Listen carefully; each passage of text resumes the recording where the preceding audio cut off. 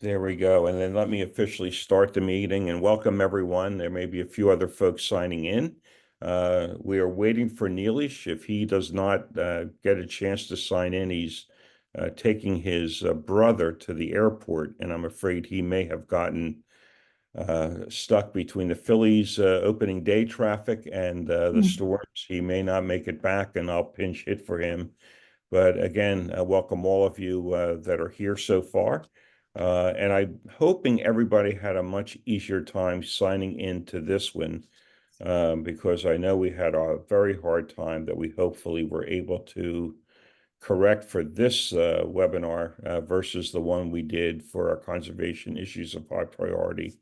There was a real mix-up in terms of the welcome, and I am pleased that Function and Flow was able to fix that. So, and it looks like everybody's getting one pretty easily, and nobody is saying I can't get in. So that's a good thing.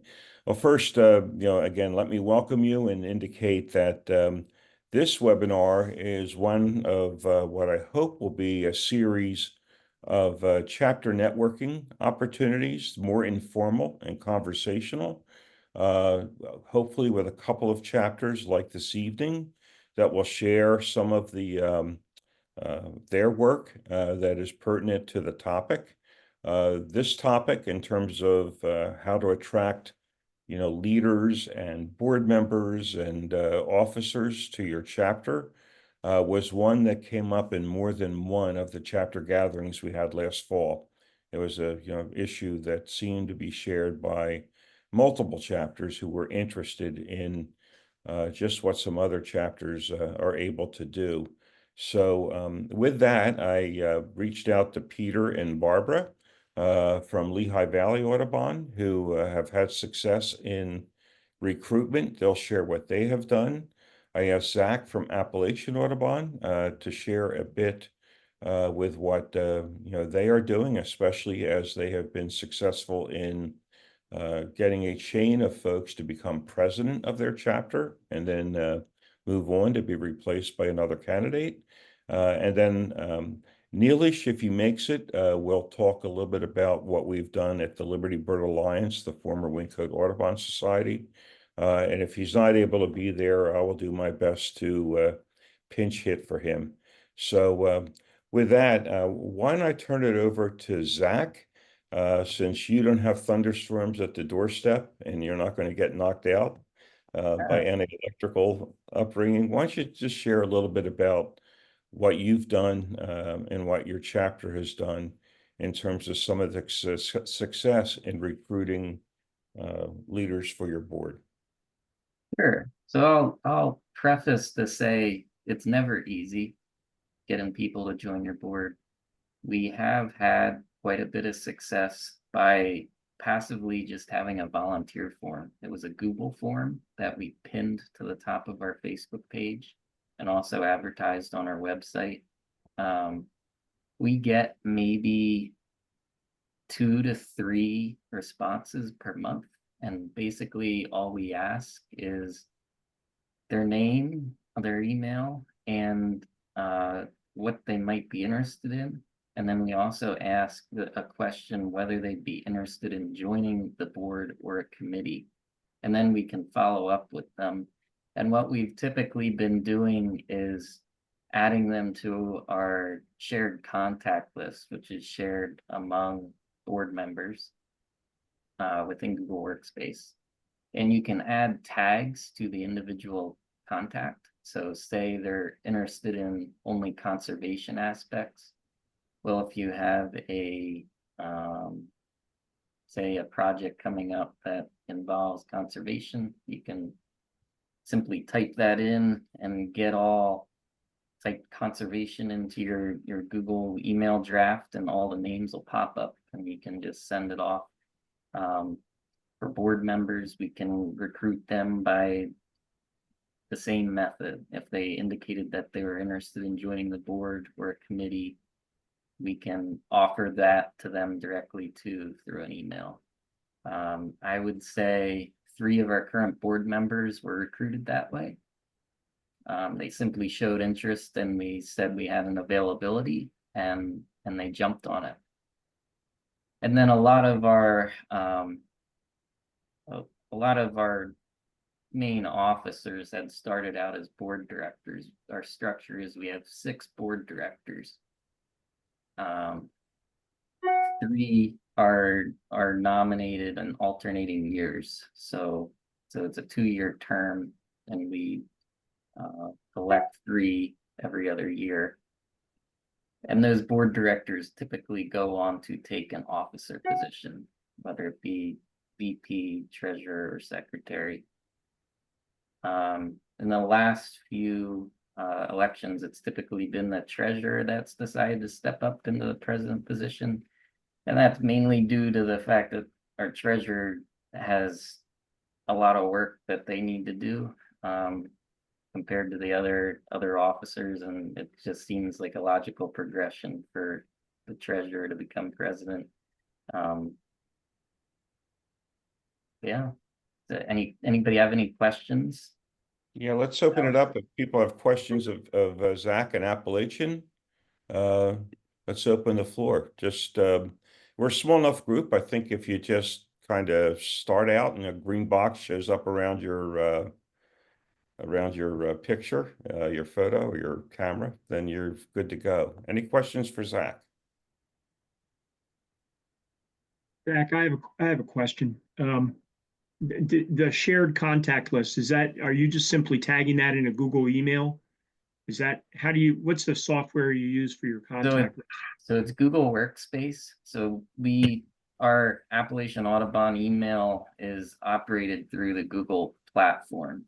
And the main contact list can be shared internally to other members of your board. So it's just a shared contact list, and those tags that are associated with the people in your contact list are transferred among that shared folder. So if you have someone in charge of your volunteers, if you have a volunteer committee, that volunteer committee chair could use the same tags that someone else might have inputted for those contacts.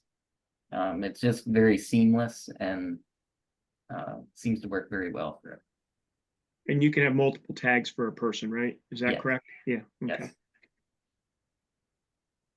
Zach? Any other questions? Okay, Barbara? Yeah, how do you, if you're going to make these people directors, not just committee members, how do you make sure that they're going to have the right qualities to be a director of the club?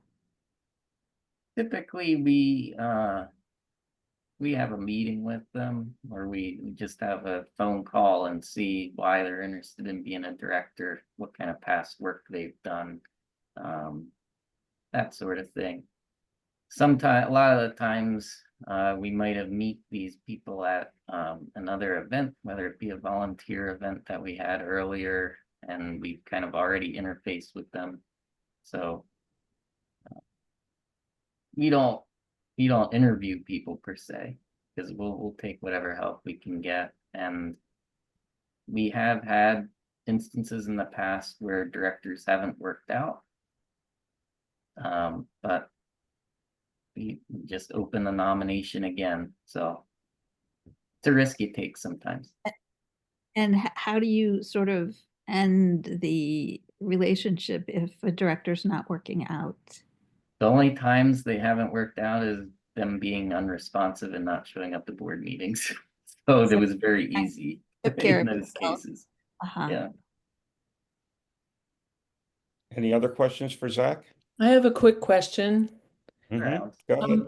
Is there any vote before you actually accept the board member or accept the board member? Yes, in our bylaws, we require it to be at a public meeting. So during our business meetings, if it's not during our actual election period, we hold it at a membership meeting. Okay. And Zach, you have a chapter-only membership, correct? As well as you get the list of members of the National Audubon Society in your chapter territory. That's but you true. have a separate membership. Yep. Yep. That's good. Go ahead, Sue. I don't know if this is a good time to suggest it, but last year our board developed a board application. It's a series of questions about why you want to be on the board, etc. If I don't know if we would ever want to have a place where we, the council, could start sharing things like that. I think that's a great idea, Sue. You're on the council executive committee. Why don't we add that as something where around these issues we can put some kind of this. I think you all know that technology is not my strong suit, but there must be a way that we'd be able to share around some of these networking ideas about recruiting and onboarding directors and that kind of thing. So we might be able to create some spaces on a bulletin board, or I think I'll need to talk to Function and Flow about that, but I think that's an excellent idea. Other folks think that's a good idea if we shared some of our stuff? Yeah. Yeah. That's great. Very good. All right. Why don't we move on to Barbara and Peter, Lehigh Valley Audubon Society? Oh, I did want to ask Zach one other thing is you have term limits too, do you not, for your? We do. Yeah. Yeah. So the board directors are 2 years. The president is a 2-year, and all the other officers are a 1-year. And then the limits themselves, I think, is 5 years. Unless you're a president, you can be there 6. Okay, so that sounds good too.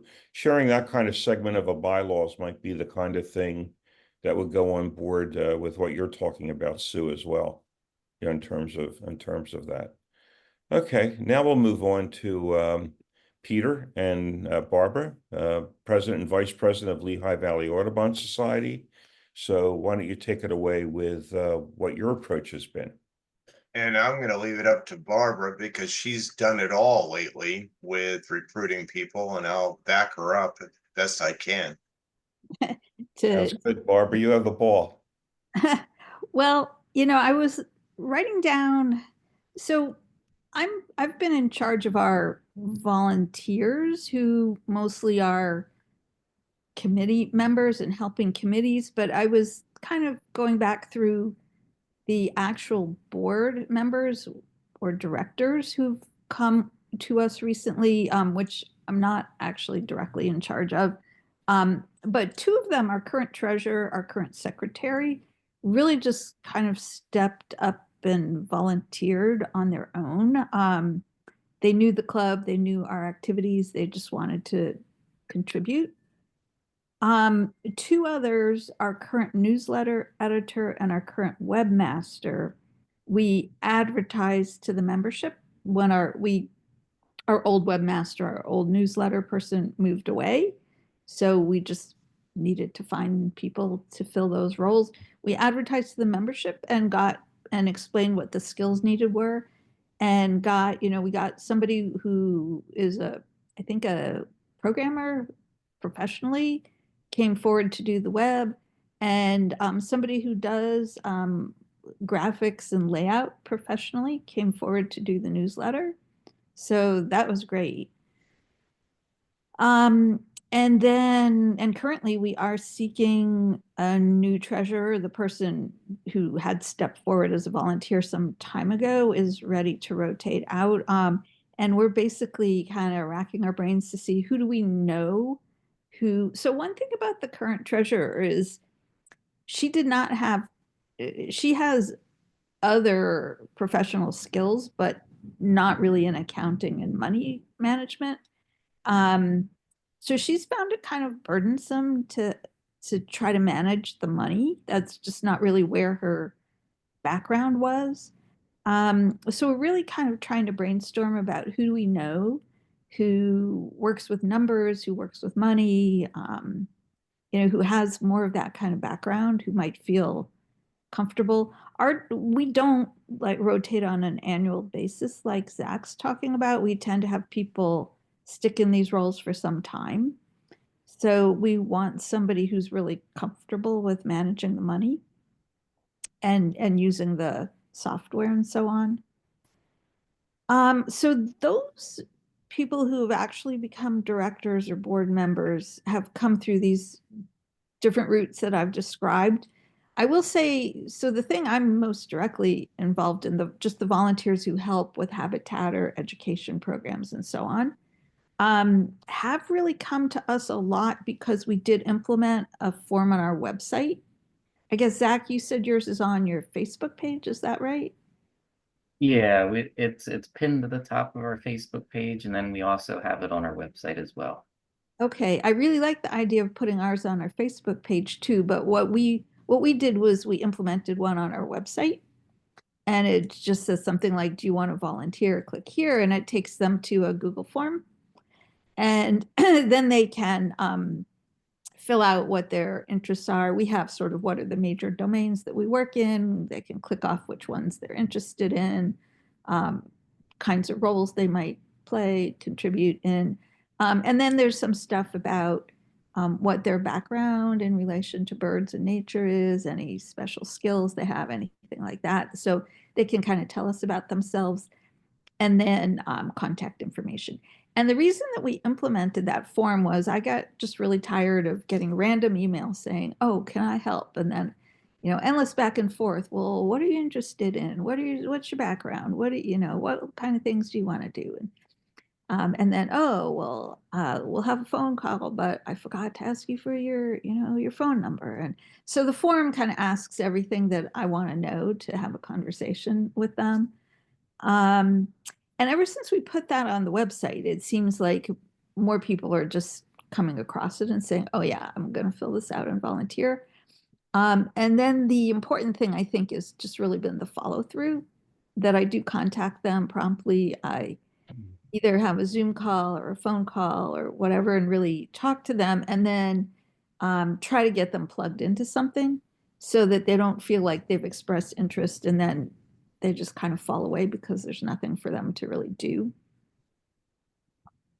And I think that's the most important thing, is engaging them immediately so that they have a reason to stay engaged. Yeah. And Barbara's done an incredible job at that. Well, we have a lot going on that we actually need help with, so that's been good. Like Zach was talking about, I set up it probably needs to migrate to a club Google Space, but I just set up in my education chair Google Space, because I'm also that. I set up a contact list that's just where people are tagged for general volunteers, and then there's another set of people who specifically want to do like outdoor habitat work. So I can, when opportunities come along, I can just shoot out an email to outdoor volunteers or general volunteers and say, can anybody, work on this? That's great. I do know that Lehigh Valley does a number of projects. Barbara, I know your fingerprints on a number of them, like the Christmas bird count for kids or the great backyard bird count for kids. And you probably draw in folks that are just interested in that activity, but they may have potential to become or more involved with the chapter and maybe into leadership positions on the board. The Purple Martin project that you do, a lot of stuff going on.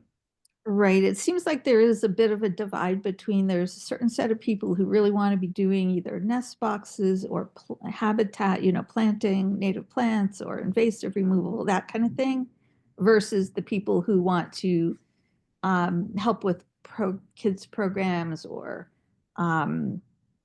like help staff tables at fairs and festivals, that kind of thing. Some people do both, but many people kind of want to do one or the other type of activity.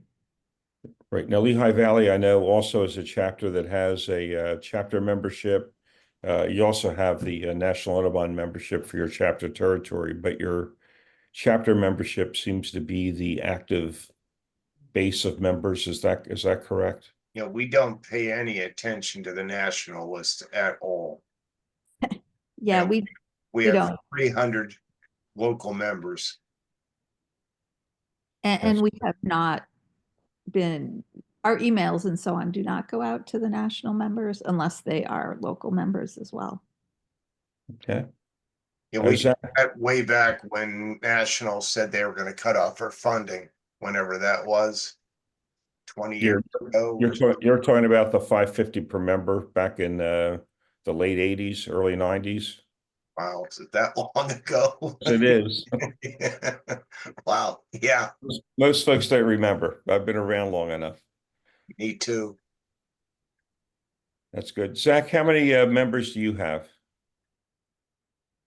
That's a Chapter good- members. That's a good question. I think paying annually normally around 120, something like that.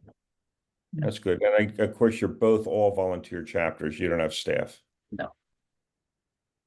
Okay. Sue. Well, this would go a question for Zach and for Barbara. How do you decide who on your board is responsible for answering the requests from volunteers? Zach, do you want to go? Yeah, sure. So we had a volunteer chair. He unfortunately work took him away and he hadn't had a lot of time. He had to leave us. So that's come on my shoulders now as president. So I'm kind of dealing with that right now, but I would recommend getting someone that's focused on specifically volunteers and placing them into spots that they might want to be. So you do that as president? Yes. Okay. So For I'll step in for Barbara here, because Barbara took it upon herself to set up the website link and to take care of this. So she's the education chair, she's vice president, and she takes care of the volunteer. Well, I decided to take it on as a vice president duty because our vice president role technically has no duties, formal duties, except to be available in case the president is assassinated. So to run meetings if the president, basically to run meetings if the president can't conduct business. That's really the only official duty. Although it turns out, I mean, the vice president gets pulled into all sorts of policy issues and things going on, but I really had no other official duties. So I just decided I think I'll be the volunteer coordinator because we need to get this done. But it certainly doesn't have to go with the vice presidency. And if we could find somebody who wanted to be volunteer coordinator, that would be great. Good. Other questions, Sue?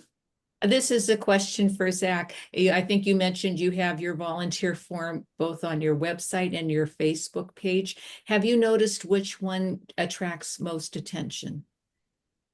I don't think I have the ability to know because they both lead to the same place, unfortunately.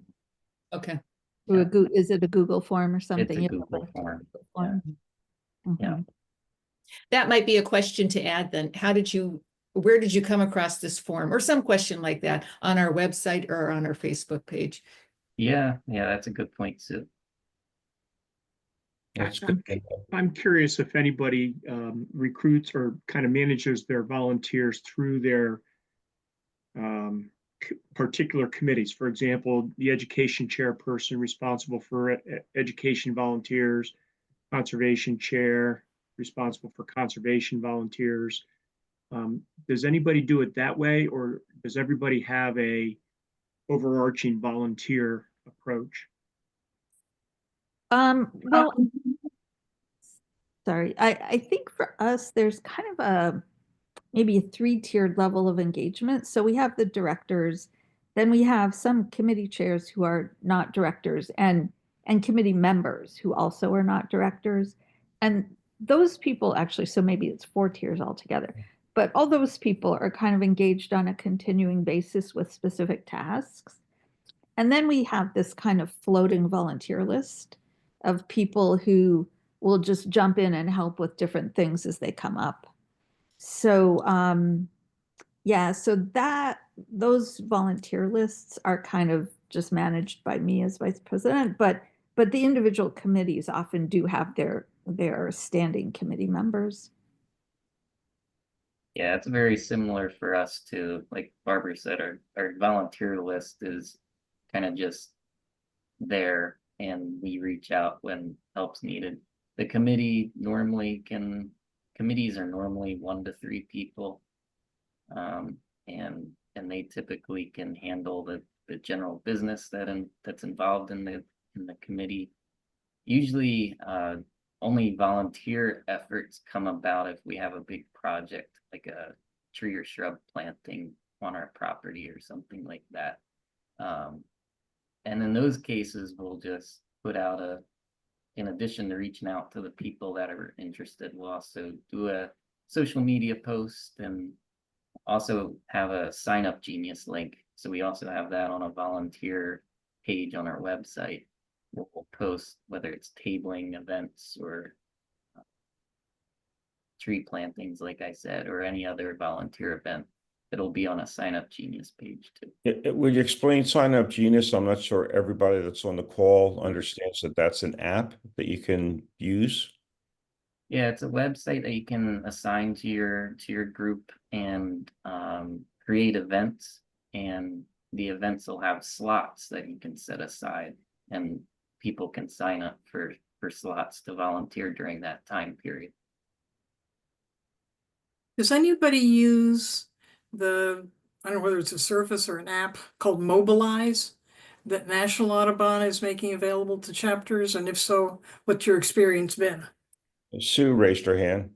Yeah, it was funny. I didn't start using it. The education chair did for a program because we anticipated it would be a really well-attended virtual program, and our Zoom capacity is 200. So we wanted to see if we would have enough room. So Jamie set this up, and we had, oh geez, 120 people sign up that they were going to virtually attend this one program. And guess how many actually signed in? 17. Mm. Yeah. So I don't know.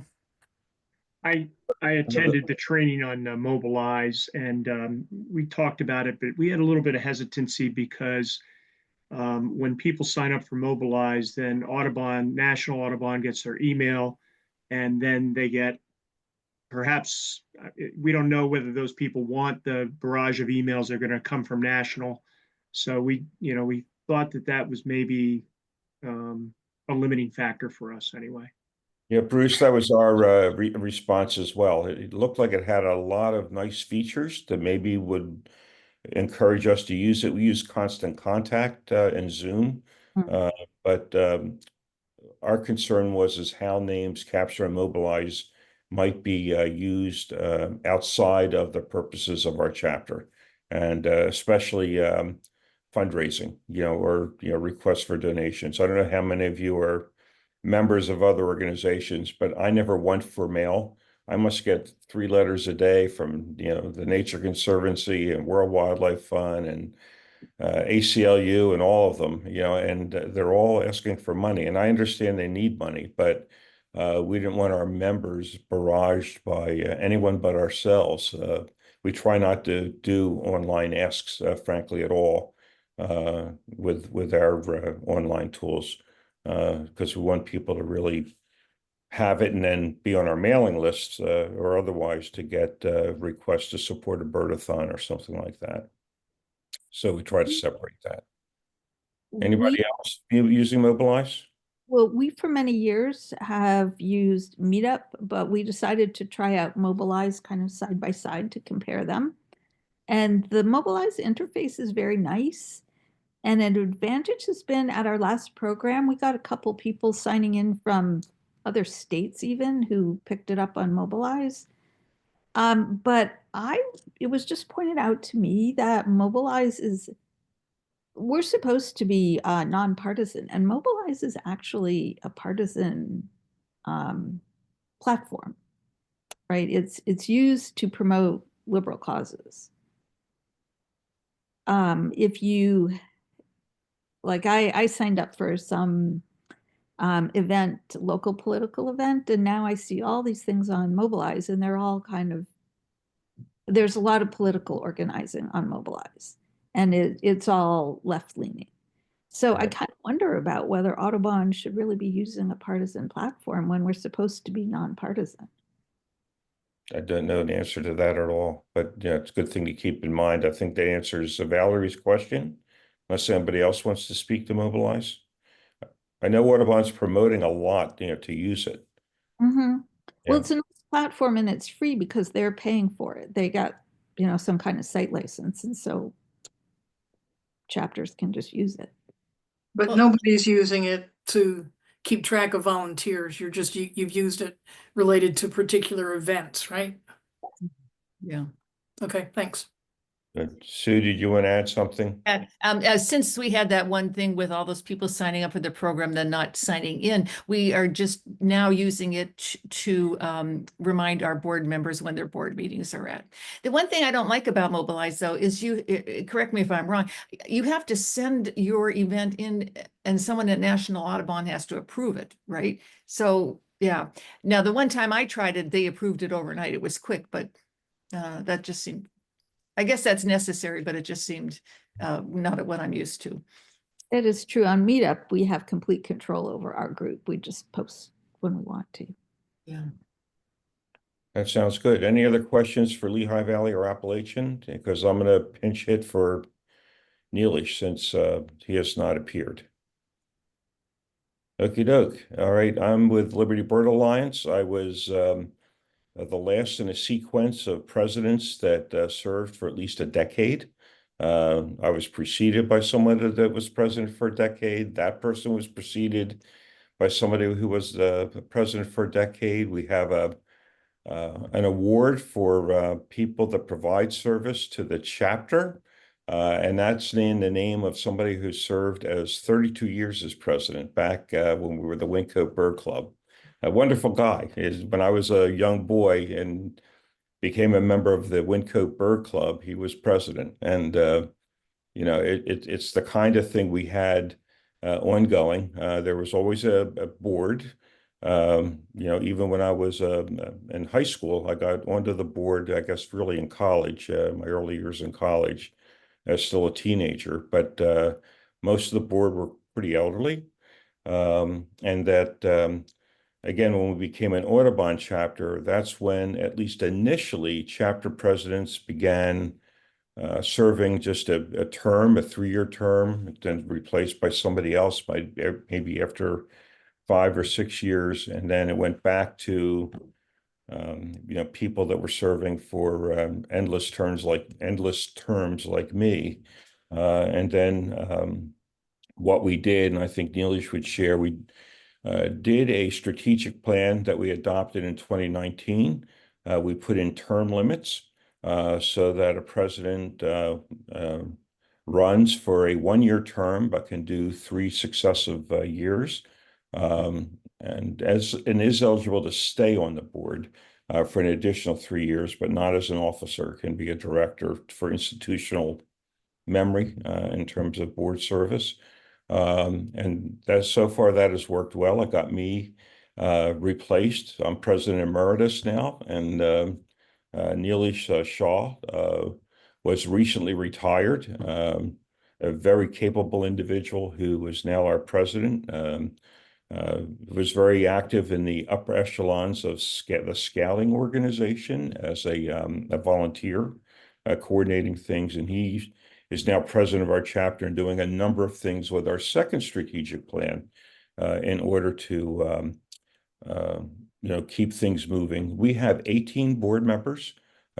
We have 3 classes, 3-year classes, 6 in a class. So every year we recruit 6 board members. They're eligible to serve for 2 successive terms and now have to lay off a year, if they have had 2 terms, unless they were formerly an officer. They do get an extra, power pill and can be on for another term as a director after their service as an officer, if they want to be. We do have committee members that don't serve on the board or may not want to serve on the board, but the committees are not as active as we'd like them to be. It depends. Like one committee, we have a chair, we have a Bird Safe Philly committee on our chapter. There's also something called Bird Safe Philly that's beyond our chapter. We're part of a coalition. But as far as the chapter Bird Safe Philly committee, we have like 5 people, but they have not met frequently. We wish they would meet a bit more, but they've done a lot of projects, and a lot of volunteers have been involved with those projects. That includes retrofitting windows of environmental education centers in the greater Philadelphia area. So we have a list of these volunteers that will come back and do other projects with retrofits, and we owe them a party. So that's something that's we're going to be organizing. And it's from those volunteers that sometimes we find people that stand up and, just don't really have a volunteer forum yet. That's being created. I think we followed a bit of the Appalachian Audubon model to try to recruit more folks, calling them ambassadors too. We're looking for folks to help us table. But we do have a nominating committee. The strategic plan that ended terms for officers, term limits for officers, put it in. Wanted to share that we had an attorney that helped us change our bylaws. And the question was, do you want that he put to us was, do you want to be a stream or a pond? And what he meant by a stream is have term limits and have people coming in and people going out, or a pond where you had it's a nice ecosystem, a pond, but you have as a metaphor, kind of the same people. So we, as a board, said we want to be a stream, and that was why we went to term limits. And I think so far it has worked out. I think Nilesh would share that what he has done with his, first of all, our board meets quarterly. So, and we do meet in person. We did meet via Zoom during the whole COVID period, but we do meet in person on a quarterly basis, and we get most of the board members able to come, at least to the quarterly board meetings. And then, and the alternate, there's the executive committee, which includes the president, the past president, treasurer, secretary, and vice president. And what Nilesh has done, he's given each of the officers, the vice president has a group of committees that they look after. The treasurer is mostly connected with the finance committee, which is the only standing committee besides the nominating committee in our bylaws, when they have 2 standing committees in our bylaws. And then the other officers, the secretary, has oversight of some other committees. Nilesh has already recruited, knocking on wood. He's in his ending his first year as president, and we expect him. He's already will be nominated again for next year for a second term, but he's already recruited the secretary to become his successor down the road, or the vice president. They're both potentially interested in moving up, and we'll work all that out. Our sources of folks are not just the committees, but it's the increased volunteer effort we've had. And of course, we're in a very populated area. We do not have a chapter-only membership. We have about 2,500 members of the National Audubon Society, majority of which we never see or hear from. But we do mail to them twice a year. Actually, a letter, the bulk rate. They get an appeal letter each fall, and they get a birdathon letter each spring. And the response has been pretty good. I imagine 90% of those letters go right into file 9, right in the trash can. But the folks that do open them up have been pretty generous. So it's where we get our source of revenue. And I would say that we probably get more revenue from our annual appeal and birdathon because of the, as opposed to if they were separate members. If we had like a $50 membership fee, I think we get far more than that per individual that receives our annual appeal and our birdathon. Our birdathon is dedicated to our Bird Safe Philly coalition and the efforts that we do for that. It's helped underwrite some of our windrow retrofits at these nature centers. And then the annual appeal it goes to the just to the general fund, so that we can use it wherever it's needed to pay for insurance, pay for programs, pay for other unrestricted uses. So, but we do notice, and what Nilesh is hoping to do is, we have had some people that have been pretty high rollers with these appeals that are not on our board, often don't even come to programs, but they are active with us. And so he wants to pull together a gathering of these folks to explain better what we're doing. And some of those folks have the capability, could be board members. The other place where our nominating committee goes to recruit board members, we are fortunate we have a lot of allies in allied organizations. We have 3 different watershed organizations that are in our chapter territory, and we make a conscious effort to try to recruit from those associations to have a representative on our board. Bird Safe Philly has been a source of a much larger share of young people that are willing to come onto our board, which has been helpful. The problem with younger board members, when there are people that look like me, we're retired, we have the opportunity to do a lot of things during the day or to get people together. Young people are to the hilt in terms of work and sometimes family and other kinds of things. And it's much more difficult for them to find time to do some of the kinds of tasks that, many of us that have been retired have the opportunity to choose to do as active members. But regardless of that, we have been able to do that. We've also made a conscious effort to recruit youth representatives to our board. They're under the age of 18, so they're not formal board members. And we try to evolve them, especially if they go to one of the local colleges or universities. What we have found is they hang in for maybe a year after their 18th birthday, but the reality and pressure of college between the academics and the social life blows them out. So they're not able to really stay with us. But it's still nice to have a youth representative or 2 on the board, because sometimes they see things a little bit differently than the rest of us on the board, including our name change. Actually came with a lot of the youth perspective in terms of why they thought the name needed to be changed. And a lot of reasons too. You'd have to go to our website. That's not the discussion tonight. But that's pretty much how we're trying to manage it. I will say this, that again, the volunteers become a source. The bird towns, we have quite a few bird towns that are in our chapter territory. We do a lot of networking with them. We have, I think, in only one instance, one bird town leader who has been on our board.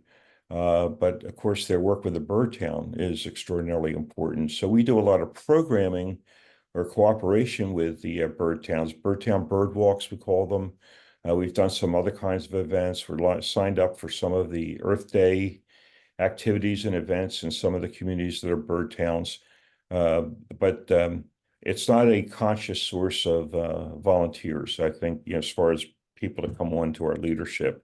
But it's an important network for us. So, as far as what we work with. But the other important thing is we are not a development board. If you know what that means, we do not ask our board members to give any kind of minimum contribution. We do try to encourage board members to give something in our annual appeal, or to our birdathon, and some do, some give well, others are just not able to afford it. But that's not it's not a bar that somebody needs to pass to be able to be a member of our board. We just recruited a great board member that has a lot of technology skill, and they came through the Bird Safe Philly door to us. So, that kind of a project has helped us tremendously, as well as our or say Philly chair, who's been doing all these volunteer efforts for leading them for some of the retrofits that we have done.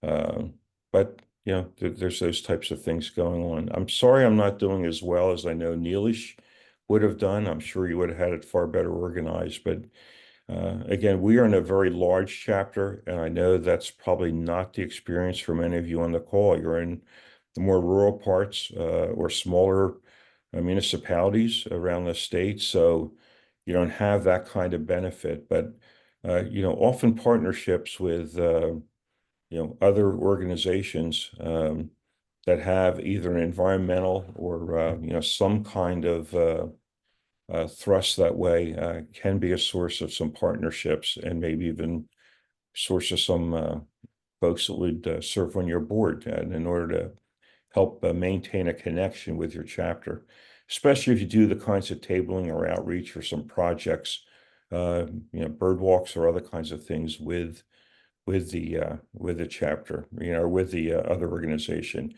I will say this, that our bird walks and our field trips, I don't think have been a source of potential board members. We have a lot of great participation, and some people show up at multiple events, you know, bird walks here and bird walks there.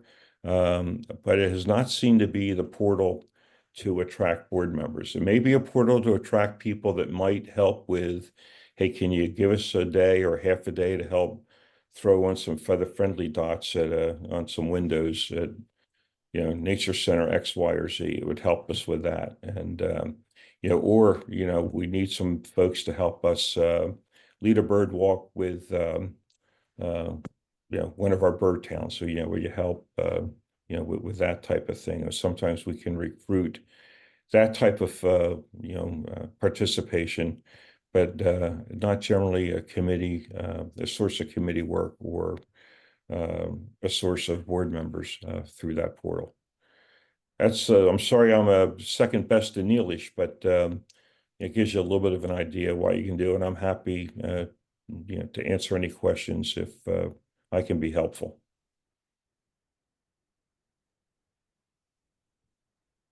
So thank you for a question.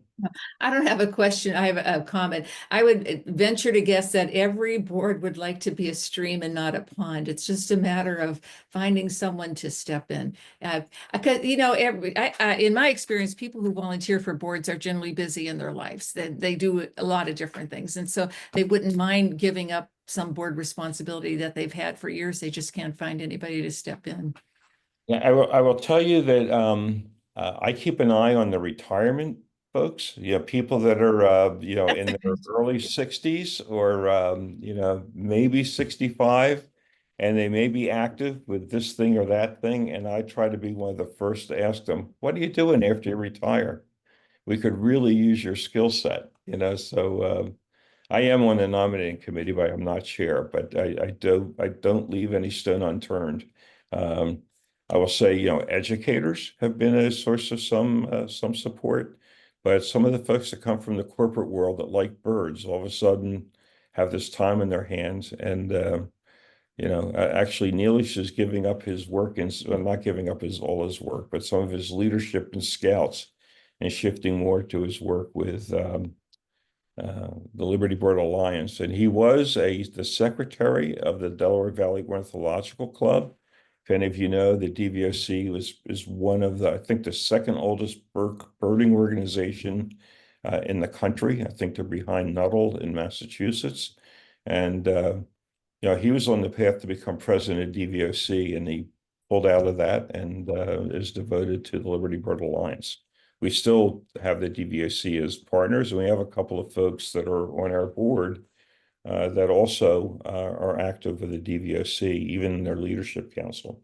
So it's not a bad tie-in. It kind of fits in the same way with you know, some of the watershed associations. Our vice president is a biologist with the Wissahickon Trails, part of the Upper Wissahickon Watershed Group, and a land trust. So you know, that individual, that young woman, is on the pathway to possibly be the president that succeeds Nilesh, or the secretary may be. He's in a doctoral program now in education and needs to finish that. So I think a lot of that'll be, in terms of his timeline to be able to finish that work. So that's our 2 cents. So another good spot would be college students in your area. If you have ornithology students or environmental ed students, 2 of our current board members came from local colleges and universities. And because Would that be Lehigh and Muhlenberg? no, it was Muhlenberg and East Stroudsburg. Ah, And but both have Muhlenberg connections. okay, that's pretty good. I think you got to work on that Lehigh University connection a bit more. Well, Lehigh's doing Well, great. Barbara's a retired professor of Lehigh University. I'm making a joke. Yeah, they're doing great with their campus bird club, but it's a bit far physically from where we meet in Yeah. But Lee, do you have both local members and National Audubon members in? I know we do have no local membership. We thought we just don't want to be involved with trying to figure out who's a member, sending them a renewal and whatever the fee would be. I don't know what you charge for a fee. We'd rather hit them with an appeal letter and, the checks in a remittance envelope and we do better, I think. I don't know what you do in Lehigh Valley in terms of 300 members. That's a nice response. I would say we probably get about 150 responses to our annual appeal, and I'm pulling that out of my ear because I've only dealt with the mail piece, not the online donations that come in. People can donate through Stripe online, and but we've done 5 figures with our annual appeal and our birdathon. How many national members do you have? 2,500. Now we like this mailing going out. The birdathon mailing is at the printer right now, and we gave them the January and February mailing list to do a merge purge, and I think it's 2,458, something like that. Wow.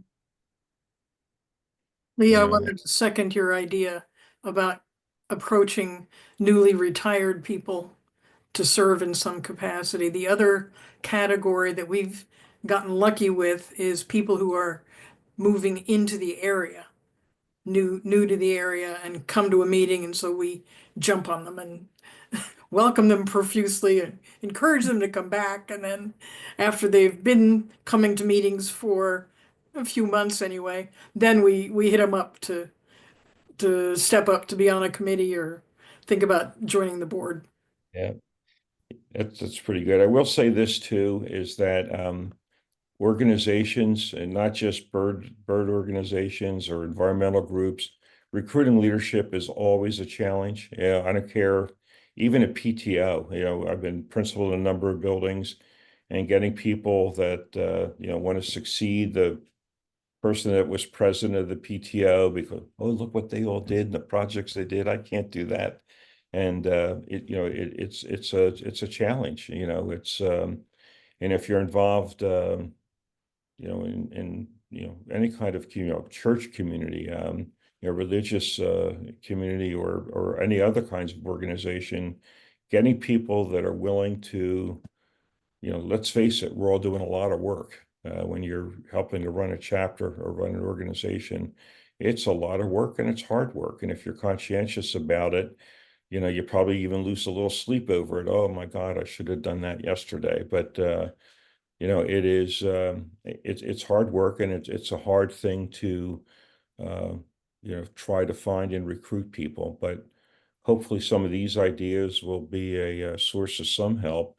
I don't know if any others that are on the call want to share anything that they do that they've had success with. We know Val waits at the door of our programs and hijacks people. It's like getting an indentured servant, or how to get the sailors back in the old days where they would they would get the sailors and take them onto the ship, and all of a sudden they were recruits for the ship. We can't quite do that. I forget what that was called, but when you used to get somebody who might have been a little drunk at the bar and then get them onto the ship, and then they're out to sea for a long cruise. I don't know. Anyone else or any questions you haven't had answered?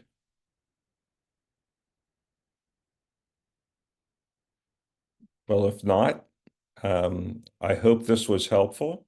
I think there's a number of other topics that had come up during the work that we had done with the in-person meetings last fall, and may want to get around to several other topics as we go into later this spring or into the summer or even in the next year. I know I've been in contact with Val, and there's some questions about, your charitable organization form, your BC10 or whatever, in terms of what you need to file. And then, and I'll be back to you, Val. I saw your question earlier this evening, and see if I can give you some more feedback there. There have been other questions came up about how do you archive the historic documents from your chapter, that some of us have been around for 20, 30, 40 years or more, so what happens to the hard copy documents, that kind of thing, so they're there for posterity, so that there's some kind of record. That came up. We heard a little bit from Allegheny Plateau and what they do, and I think Peter shared that they've started something in their chapter, but that might be something to consider. I go back, as I said, decades with the old Wyncote Bird Club, and everybody had, if you're a treasurer, you had a box with files in it, and then if you were the secretary, you had a box with all the old minutes in it. And, when somebody new became secretary, they got the box. And then if somebody new was treasurer, they got the box. So, membership, same kind of thing back in the day. So, what do you do? What's the more efficient way? That was something that came up, and then archiving.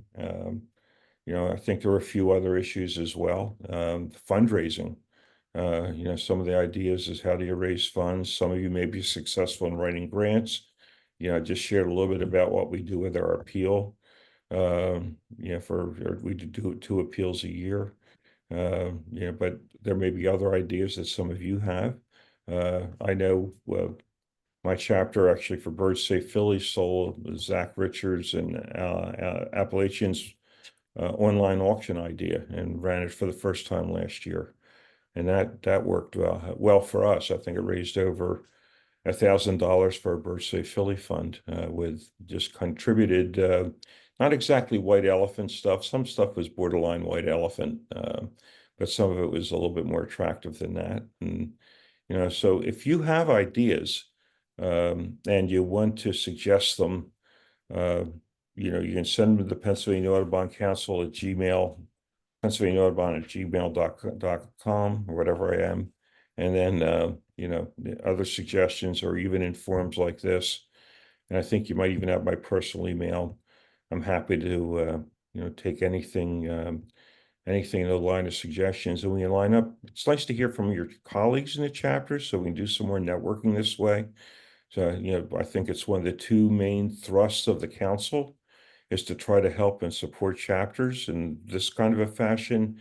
And the other is to work around advocacy in terms of, the issues that we all find as high priority, and to work together as a statewide network to be able to promote the issues we care about in the state legislature and the federal legislature as well.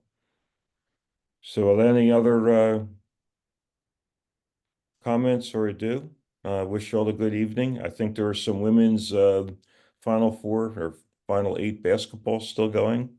They're always worthwhile to see. Thanks So, for putting it together, Lee. Thank all you. right. Yeah. I'll circle back to you, Valerie, on your question. Okay. All right. Thanks a lot, everybody. Good evening. Thank you. Bye. Thank you.